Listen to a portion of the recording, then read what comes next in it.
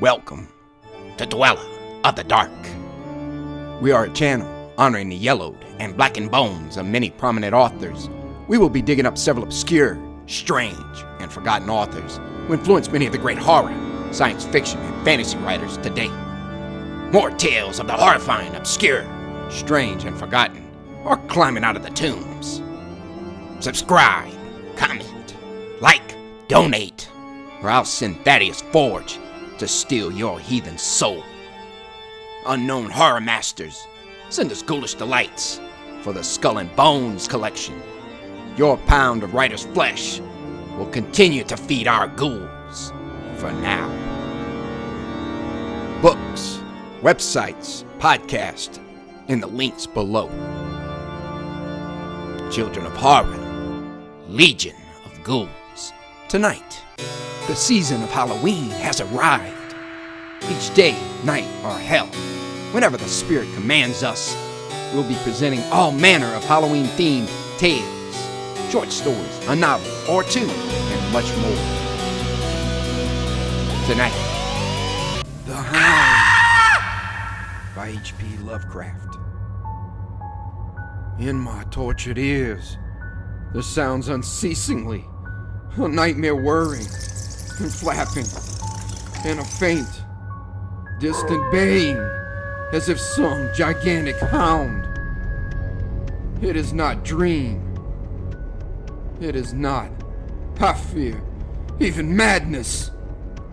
For too much has already happened to give me these merciful doubts. St. John is a mangled corpse. I alone know why. And such is my knowledge that I am about to blow out my brains for fear I shall be mangled in the same way. Down, unlit, and illimitable corridors of eldritch phantasy sweeps the blackness, shapeless Nemesis that drives me to self-annihilation. May heaven forgive the folly and morbidity which led us both to so monstrous a fate. Wearied with the commonplaces of a prosaic world where even the joys of romance and adventure soon grow stale, St. John and I had followed enthusiastically every aesthetic and intellectual movement which promised respite from our devastating ennui. The enigmas of the symbolists and the ecstasies of the pre-Raphaelites, all were ours in their time. But each new mood was drained too soon of its diverting novelty and appeal.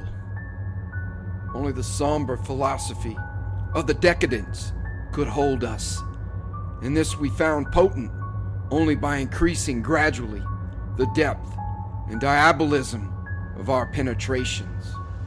Baudelaire and Huysmans were soon exhausted of thrills, till finally there remained for us only the more direct stimuli of unnatural personal experiences and adventures. It was this frightful emotional need which led us eventually to that detestable course which even in my present fear I mention with shame and timidity, that hideous extremity of human outrage, the abhorred practice of grave robbing. I cannot reveal the details of our shocking expeditions, or catalog even partly the worst of the trophies adorning the nameless museum we prepared in the great stone house where we jointly dwelt, alone and servantless. Our museum was a blasphemous, unthinkable place where, with the satanic taste of neurotic virtuosi, we had assembled a universe of terror and decay to excite our jaded sensibilities. It was a secret room, far, far underground, where huge winged demons carving up basalt and onyx vomited from wide grinning mouths weird green and orange light, and hidden pneumatic pipes ruffled into kaleidoscopic dances of death, the lines of red charnel things, hand in hand, woven on voluminous black hangings. Through these pipes came at will the odors our moods most craved. Sometimes the scent of pale funeral lilies. Sometimes the narcotic incense of imagined Eastern shrines of the kingly dead. And sometimes, how I shudder to recall it, the frightful, soul-upheaving stenches of the uncovered grave. Around the walls of this repellent chamber were cases of antique mummies, alternating with comely, lifelike bodies, perfectly stuffed and cured by the taxidermist art, and with headstones snatched from the oldest churchyards of the world. Niches here and there contain skulls of all shapes and heads preserved in various stages of dissolution. There, one might find the rotting bald pates of famous noblemen and the fresh and radiantly golden heads of new-buried children. Statues and paintings there were, all of fiendish subjects and some executed by St. John and myself. A locked portfolio, bound in tanned human skin, held certain unknown and unnameable drawings, which it was rumored Goya had perpetrated but dared not acknowledge. There were nauseous musical instruments, stringed, brass, and woodwind, on which St. John and I sometimes produced dissonances of exquisite morbidity and cacodemoniacal ghastliness, whilst in a multitude of inlaid ebony cabinets reposed the most incredible and unimaginable variety of tomb loot ever assembled by human madness and perversity. It is of this loot in particular that I must not speak. Thank God I had the courage to destroy it long before I thought of destroying myself. The predatory excursions on which we collected our unmentionable treasures were always artistically memorable events. We were no vulgar ghouls, but worked only under certain conditions of mood, landscape, environment, weather, season, and moonlight. These pastimes were to us the most exquisite form of ecstatic expression, and we gave their details a fastidious technical care, an inappropriate hour, a jarring lighting effect, or a clumsy manipulation of the damp sod would almost totally destroy for us that ecstatic titillation which followed the exhumation of some ominous, grinning secret of the earth. Our quest for novel scenes and piquant conditions was feverish and insatiate. St. John was always the leader, and he it was who led the way at last to that mocking, accursed spot which brought us our hideous and inevitable doom. By what malign fatality were we lured to that terrible Holland churchyard? I think it was the dark rumor and legendary, the tales of one buried for 5 centuries, who had himself been a ghoul in his time and had stolen a potent thing from a mighty sepulchre. I can recall the scene in these final moments. The pale autumnal moon over the graves, casting long, horrible shadows. The grotesque trees drooping sullenly to meet the neglected grass and the crumbling slabs. The vast legions of strangely colossal bats that flew against the moon. The antique, ivied church pointing a huge spectral finger at the livid sky. The phosphorescent insects that danced like death fires under the yews in a distant corner. The odors of mold, vegetation, and less explicable things that mingled feebly with the night wind from over far swamps and seas. And, worst of all, the faint, deep-toned baying of some gigantic hound, which we could neither see nor definitely place. As we heard this suggestion of baying, we shuddered, remembering the tales of the peasantry. For he whom we sought had centuries before been found in this selfsame spot, torn and mangled by the claws and teeth of some unspeakable beast. I remember how we delved in this ghoul's grave with our spades, and how we thrilled at the picture of ourselves, the grave, the pale watching moon, the horrible shadows, the grotesque trees, the titanic bats, the antique church, the dancing death fires, the sickening odors, the gently moaning night wind, and the strange, half-heard, directionless baying of whose objective existence we could scarcely be sure. Then we struck a substance harder than the damp mold and beheld a rotting, oblong box crusted with mineral deposits from the long, undisturbed ground. It was incredibly tough and thick, but so old that we finally pried it open and feasted our eyes on what it held. Much, amazingly much, was left of the object, despite the lapse of 500 years. The skeleton, though crushed in places by the jaws of the thing that had killed it, held together with surprising firmness, and we gloated over the clean, white skull with its long, firm teeth and its eyeless sockets that once had glowed with a charnel fever like our own.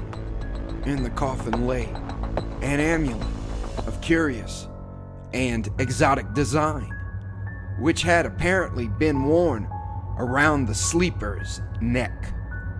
It was the oddly conventionalized figure of a crouching winged hound or sphinx with a semi-canine face, and was exquisitely carved in antique oriental fashion from a small piece of green jade.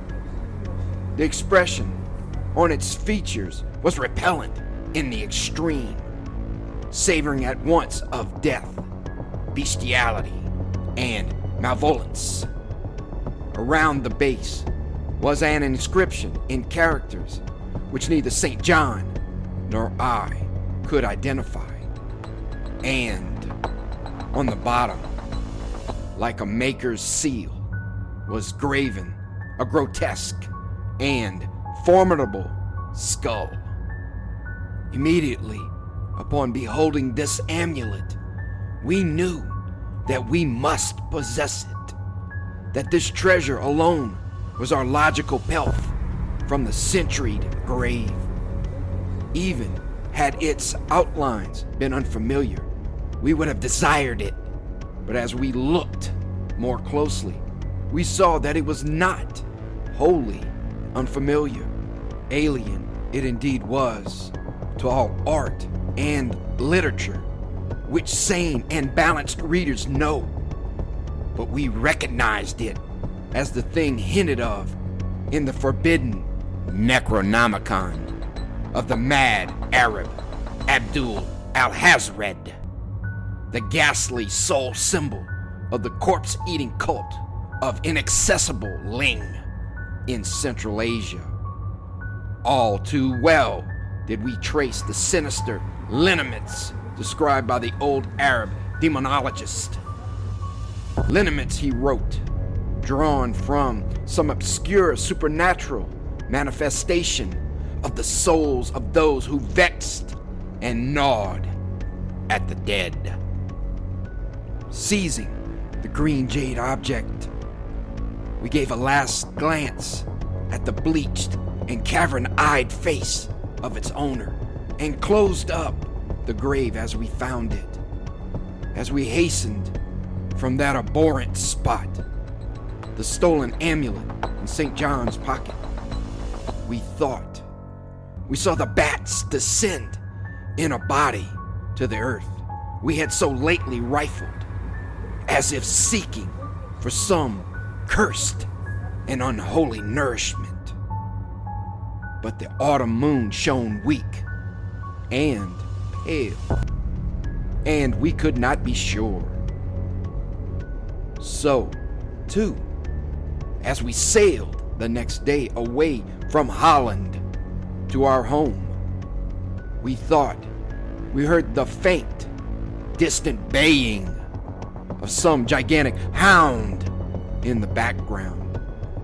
But the autumn wind moaned sad and wan, and we could not be sure. 2. Less than a week after our return to England, strange things began to happen. We lived as recluses, devoid of friends, alone, and without servants, in a few rooms of an ancient manor house on a bleak and unfrequented moor, so that our doors were seldom disturbed by the knock of the visitor. Now, however, we were troubled by what seemed to be frequent fumblings in the night, not only around the doors, but around the windows also, upper as well as lower. Once we fancied that a large, opaque body darkened the library window when the moon was shining against it, and another time we thought we heard a whirring or flapping sound not far off. On each occasion, investigation revealed nothing, and we began to ascribe the occurrences to imagination alone. That same curiously disturbed imagination which still prolonged in our ears the faint far baying we thought we had heard in the Holland churchyard. The jade amulet now reposed in a niche in our museum, and sometimes we burned strangely scented candles before it. We read much in Al-Hazred's Necronomicon about its properties and about the relation of ghosts, souls, to the objects it symbolized, and were disturbed by what we read. Then terror came. On the night of September 24th, 19-, I heard a knock at my chamber door. Fancying it was St. John's, I bade the knocker enter, but was answered only by a shrill laugh. There was no one in the corridor. When I aroused St. John from his sleep, he professed entire ignorance of the event and became as worried as I. It was that night that the faint, distant baying over the moor became to us a certain and dreaded reality. 4 days later, whilst we were both in the hidden museum, there came a low, cautious scratching at the single door which led to the secret library staircase. Our alarm was now divided, for Besides our fear of the unknown, we had always entertained a dread that our grisly collection might be discovered. Extinguishing all lights, we proceeded to the door and threw it suddenly open, whereupon we felt an unaccountable rush of air and heard, as if receding far away, a queer combination of rustling, tittering, and articulate chatter. Whether we were mad, dreaming, or in our senses, we did not try to determine.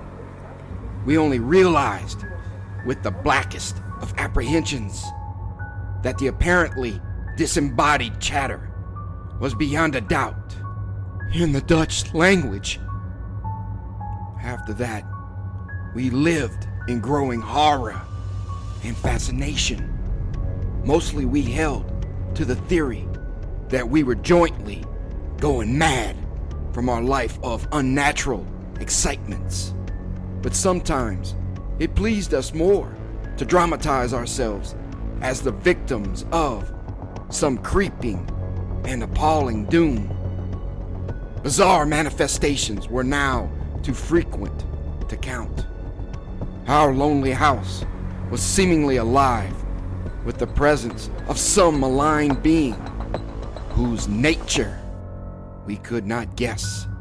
And every night, that demoniac baying rolled over the wind-swept moor, always louder and louder. On October 29, we found in the soft earth, underneath the library window, a series of footprints, utterly impossible to describe. They were as baffling as the hordes of great bats which haunted the old manor house in unprecedented and increasing numbers. The horror reached a culmination on November 18th, when St. John, walking home after dark from the dismal railway station, was seized by some frightful carnivorous thing and torn to ribbons. His screams had reached the house, and I had hastened to the terrible scene in time to hear a whir of wings and see a vague black cloudy thing silhouetted against the rising moon.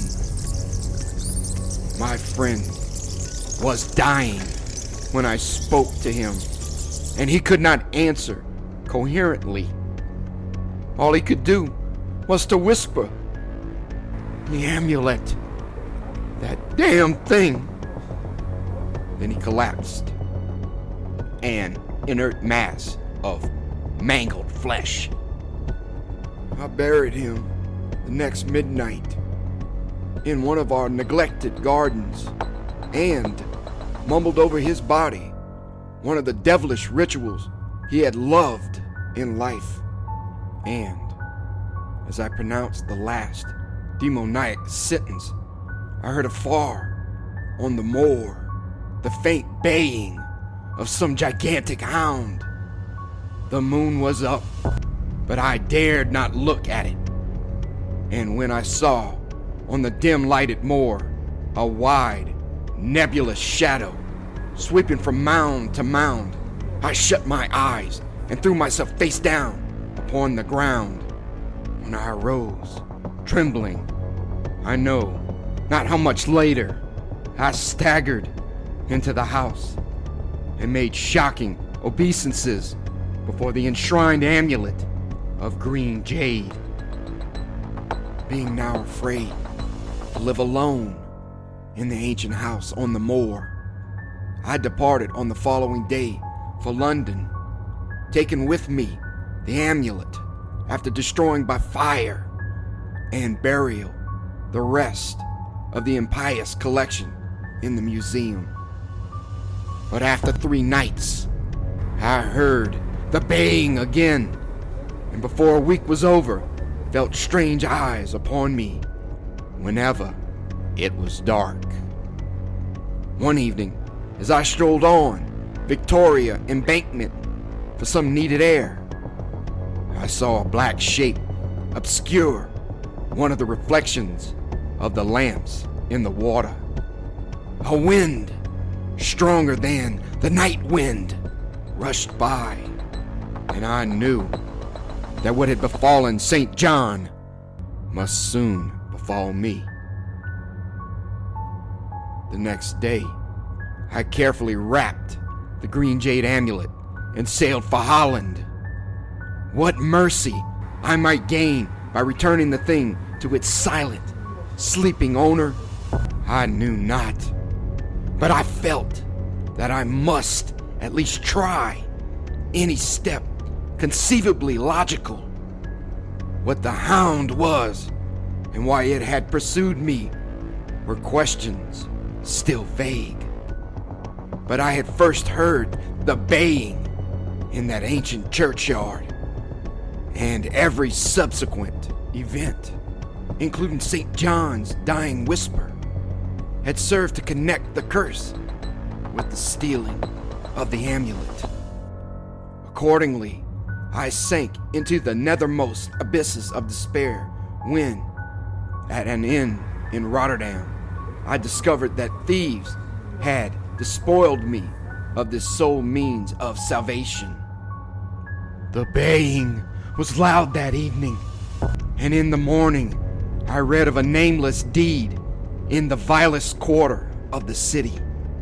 The rabble were in terror, for upon an evil tenement had fallen a red death beyond the foulest previous crime of the neighborhood. In a squalid thieves' den, an entire family had been torn to shreds by an unknown thing which left no trace, and those around had heard all night above the usual clamor of drunken voices, a faint, deep, insistent note as of a gigantic hound. So, at last I stood again in the unwholesome churchyard where a pale winter moon cast hideous shadows and leafless trees drooped sullenly to meet the withered, frosty grass and cracking slabs, and the ivied church pointed a jeering finger at the unfriendly sky, and the night wind howled maniacally from over frozen swamps and frigid seas.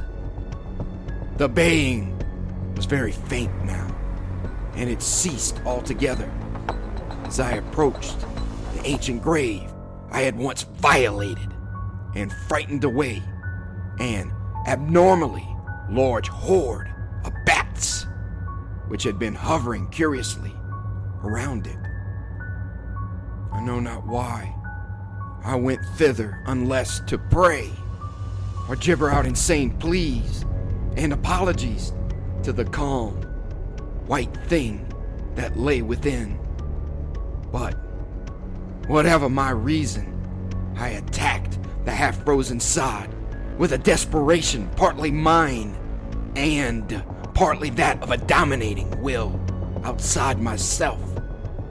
Excavation was much easier than I expected, though at one point I encountered a queer interruption when a lean vulture darted down out of the cold sky and pecked frantically at the grave earth until I killed him with a blow of my spade. Finally, I reached the rotting oblong box and removed the damp nitrous cover. This is the last rational act I ever performed. For crouched within that centuried coffin, embraced by a closed-packed nightmare retinue of huge, sinewy, sleeping bats, was the bony thing my friend and I had robbed. Not clean and placid as we had seen it then, but covered with caked blood and shreds of alien flesh and hair, and leering sentiently at me with phosphorescent sockets and sharp, ensanguined fangs, yawning twistedly in mockery of my inevitable doom. And when it gave from those grinning jaws a deep, sardonic bay as of some gigantic hound, and I saw that it held in its gory, filthy claw the lost and fateful amulet of green jade, I merely screamed and ran away idiotically, my screams soon dissolving into peals of hysterical laughter. Madness rides the star wind. Claws and teeth sharpened on centuries of corpses. Dripping death astride a bacchanal of bats from night-black ruins of buried temples of Belial. Now, as the baying of that dead, fleshless monstrosity grows louder and louder, and the stealthy whirring and flapping those accused webbed wings circles closer and closer. I shall seek with my revolver the oblivion which is my only refuge from the unnamed and unnameable.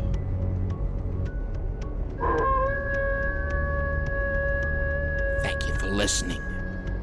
Have a great night.